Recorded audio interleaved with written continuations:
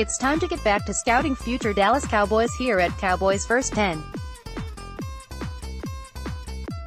As the editor-in-chief of the College Football America Yearbook, I find myself on the sidelines of major college football games practically every weekend. So I get to see players that could be helpful to the Cowboys up close. For the next few months I'm going to put that work to good use and try and profile some of these players. I'm not a scout and I don't pretend to be. I'm not a well-schooled personnel guy like Brian Broaddus at 105.3 The Fan. I'm going to tell you what I saw that day and where I think the player could be useful. This week I tackle a tight end who could be available in the mid-rounds, talk to the Cowboys at the NFL Scouting Combine and might be worth taking. As a bonus, I saw probably his best game of 2018. Dax Raymond, Utah State, 6'5", 250 pounds. I checked in for the Utah State-Michigan State game in East Lansing, Michigan, on Labor Day weekend, and I admit I didn't know much about Utah State. The Aggies ended up nearly winning this game and Raymond was a big reason why. I wanted to take a look at two plays here, his first and third receptions of the game, and in both of these catches you're going to see a lot of the qualities we all see in a certain Cowboys tight end. His first catch was on the third play of Utah State's first drive, a 12-yard reception that moved the chains and helped set up Utah State's first touchdown of the game. I was watching from the sideline on the near side, which was Michigan State's side of the field. USU stayed in 11 personnel, 1 running back and 1 tight end, just about the entire game. Here Raymond, 87, is on the right side of the line and is facing up with 3 Michigan State defenders. Raymond doesn't make contact with any of them. All 3 defenders whiz by him and he leaves the right guard and tackle to deal with them. This is by design. There is a corner moving in to fill the spot and a safety about 10 yards away from Raymond. He has to run this route quickly and be precise to give his quarterback, Jordan Love, a target to throw to. It's just a little seam route. We've seen Jason Witten run this route 500 times. Raymond slides by the rushers, turns inside to move away from the oncoming corner and Love hits him quickly on a 5-yard toss. There are 3 MSU defenders around Love when he makes the catch, but none of them are in the right place. Raymond gets about 6 to 7 yards after the catch. Tight ends tend to run smaller routes in tighter spaces so they can't be fazed by what's going on around them. Raymond has the presence of mind to make the catch, know where the first down marker is and get there. This next catch came in the second quarter and it was a 25-yard reception into MSU territory. Raymond had 1 other catch in the second quarter, 2 plays before this, and on both occasions he was set up in the slot to Love's right. That first catch out of the slot was a simple out route. This one was a seam route, up the gut of the MSU defense.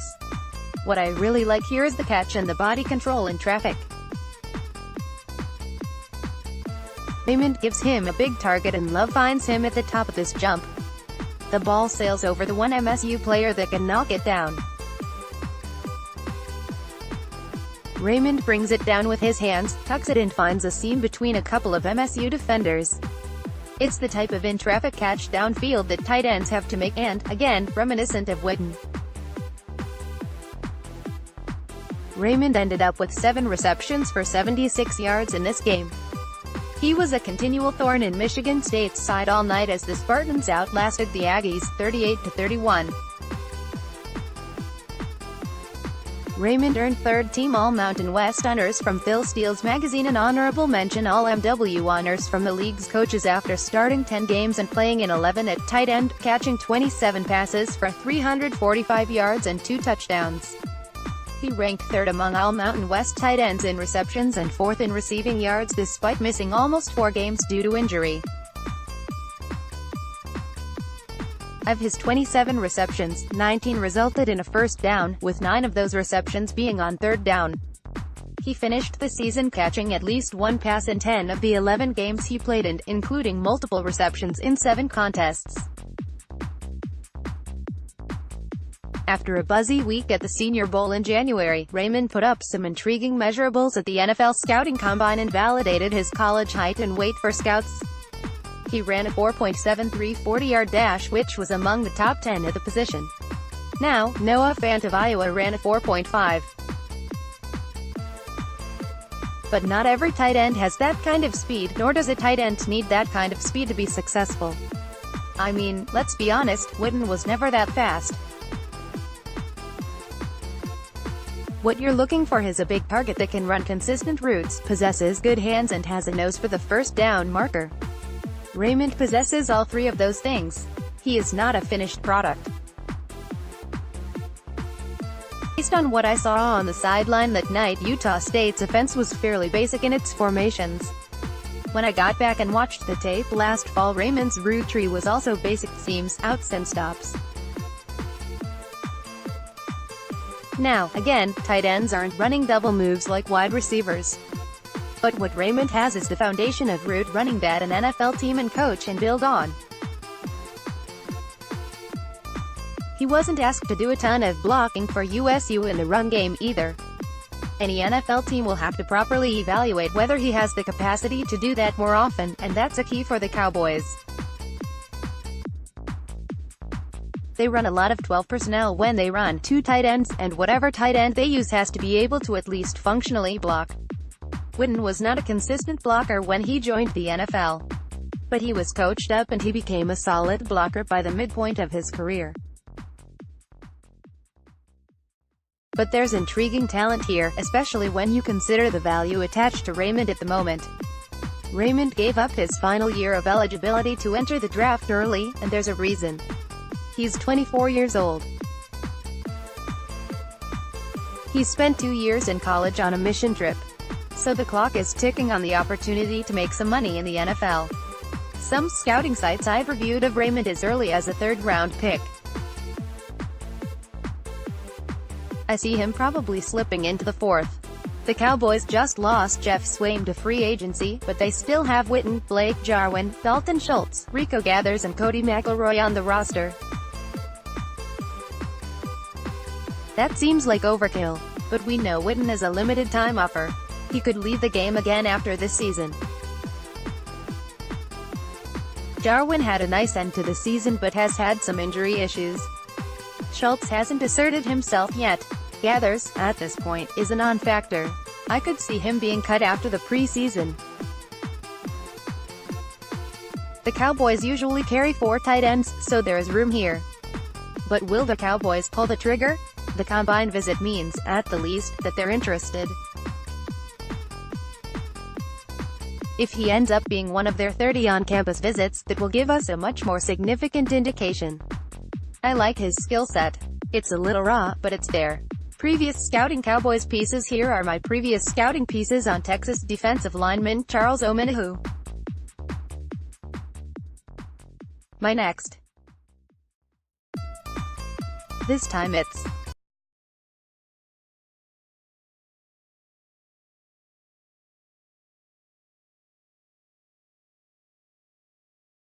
I explain in my most recent first and 10 piece at 247 Sports at Fish Sports at Alan Bell 247. To me, he's one of the best OLs in the CS at Fish Sports. Well, it didn't work out. He's headed to the Ravens. Our story on https://t.co/f4y406 Renew, Mike Fisher, at Fish Sports, March 13, 2019. Thomas wanted top market money and that's what he got. Sometimes players care where that money comes from. Most of the time, when faced with that decision, they don't. At least Thomas is now out of the NFC and the Cowboys, at worst, will only have to deal with him once during the life of his contract. There was one Cowboy that wasn't happy about all of this Earl Thomas talk, and he made it clear he's gonna use it as motivation so he can get paid that Earl money one day, too. At its_Hollywood feels disrespect by https://t.co/wm7jpozest2 at 10:53 The Fan, Mike Fisher, @FishSports, March 14, 2019. Anyone wanna bet he's going to get that Earl money from Dallas? And bye, Cole. We all knew Cole Beasley was practically out the door. Well, Buffalo took care of that during the free agency negotiating window. At 10:53 The Fan story at Josh Clark 1053 notes. https://t.co/nbzucks, Mike Fisher, @FishSports, March 12, 2019. Remember when Beasley said he was hoping to get $20 million in guaranteed money out of the deal? Well, he got part of that. His signing bonus, roster bonus and guaranteed 2019 base salary gets him to about $10.5 million. He can max out $700,000 more this year in workout and roster bonuses and can do that every year for the life of the contract. To get to the $20 million he's looking for, Beasley would probably need to fulfill the following 2 years of the deal, which include $4.50 and $4.7 million in base salaries. Those 2 years, plus the yearly bonuses, would get him to that $20 million benchmark. Beasley and the Bills will play in Arlington this season, so you'll get a chance to pay your respects then. Jason Hatcher goes scorched earth. Is he right? I'll let you decide. To be honest, I haven't listened to the entire interview as I've been on the road covering college basketball this week. But the mere fact that Hatch went on the radio and went scorched earth on Tony Romo and Jason Garrett, regardless of whether you agree or not, is worth your time. Give Hatcher's appearance on Ben and Skin a listen, if you haven't already, and form your own opinion.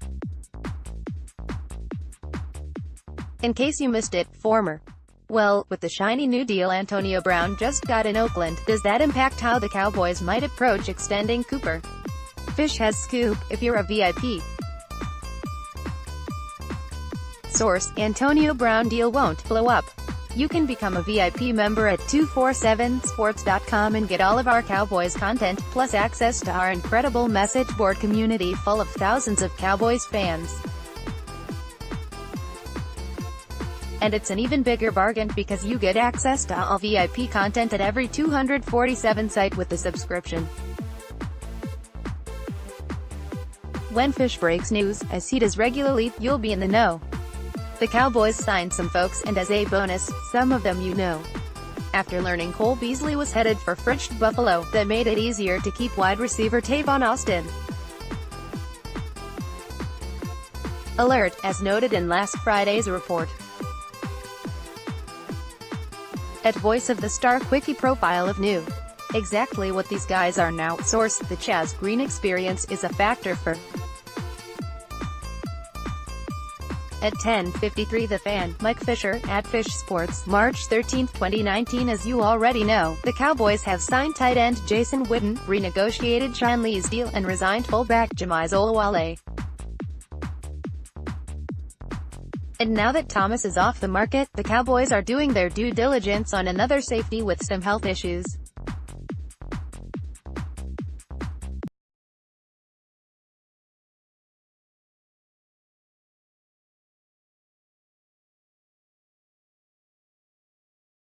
Meanwhile, Fish has some interesting thoughts about where the Cowboys are right now. They appear to be at an impasse with Lawrence, and it flies in the face of what Fish calls the Cowboys "we sign our own" policy. He delves into the economics of the deal Tank is looking for, the reasons why Tank likely won't be at the Star for a while, and how, had the Cowboys executed a deal earlier, it could have allowed a Cowboys offer to Earl Thomas to be more attractive.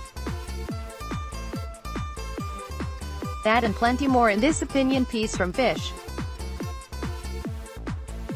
Fish column. Noted that team leaders Dak Prescott, Sean Lee, Tyrone Crawford and Zach Martin were among the bosses who showed up at 7:30 a.m. to get things rolling. By the end of the week, Spendiola, Broaddus and Fish were all tweeting about another team leader joining them, Tank Lawrence. There has been a lot of noise and a lot of assumed threats, and there surely is some animosity. But I think Tank just found a way to try to do what is right for himself, in seeking a monster contract that goes beyond being tagged, while also doing what is right for his teammates being present. Does this mean he'll be at OTAs, or that a deal is right around the corner? Not necessarily. But for those of us who are concerned about Tank's unhappiness spilling over into his work or his allegiance to his hot boys, he just gave you his answer. Best Coast Boys Podcast. The latest episode of the Best Coast Boys Podcast, hosted Landon McCool and John Owning, is up. After the pleasantries, Landon and John dive into the latest news surrounding the Cowboys. The guys start by discussing the Cowboys re-signing Jamize Olawale. Landon tells the listeners why this was a good move for Dallas and what Olawale brings to the Cowboys. After that, the guys move on to the re-signing of Tavon Austin. John details why Austin is not a Cole Beasley replacement while discussing what Austin adds to the Cowboys' offense and special teams. The guys then talk about Cam Fleming being resigned as Dallas wing tackle. The guys talk about how it may look ugly, but Fleming is still effective. To finish the show, the guys discuss the Christian Covington signing. Landon states why he liked the signing while discussing Covington's skill set. John details why the Cowboys decided to go after Covington and how he's going to help make life easier on Jalen Smith and Leighton Vander Esch. And in total, what has Dallas done? Besides, not enough. Cowboys247.com reported last week on Dallas' plan to keep Joe Looney, Allen Hurns and Austin, and the Cowboys have done all of that. Best Coast Boys. The last word. Le'Veon Jets deal is cautionary tale for both Cowboys and Zeke. https://t.co/eo7buku@5 via 247 Sports. Mike Fisher, @Fish Sports, March 14, 2019. Did you know that Bell ended up getting less money from the Jets than he would have gotten from the Steelers had he taken Pittsburgh's previous offer? That's some world-class negotiating right there.